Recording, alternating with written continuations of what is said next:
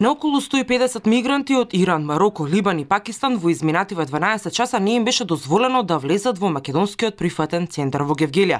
Волонтерите на УНХЦР во центарот во Гевгелија велат дека 50 на мигранти синоќа биле вратени на грчка територија, додека останатите стотина останале да чекаат зад оградата на прифатниот центар. Екипата на Радио Слободна Европа зборуваше со дел од тие што останаа зад оградата. Тие се жалат дека ова е нечовечка постапка и како што велат класична дискриминација.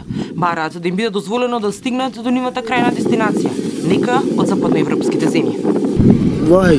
Why different and Syrian and Iranian? You want help the people? These people, I people, these people, no problem. You Iranian is good people. What the police said to you?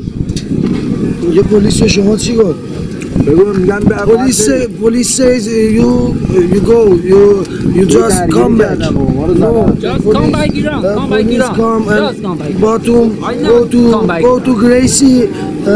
زور چی میشه؟ Oh, this is not fair, really. You know, this is not fair because they let some people in and some they let them here sleeping in with the criminal people. You know, and we don't have any water or food or something like this. You know, we just we are with some of our friends are so sick, even didn't give them anything, no medication, nothing.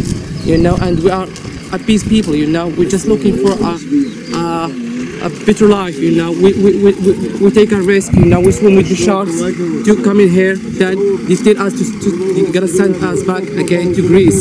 This is not really fair. You know, some Moroccan people as well. You know, they lie on them name in Greece and they let them come in.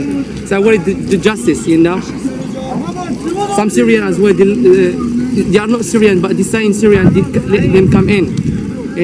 Во прифатниот центар во Гевгелија е забележливо зголемено присуство на гранична полиција и специјални полициски сили, а во близина се донесени и 2 водени топа.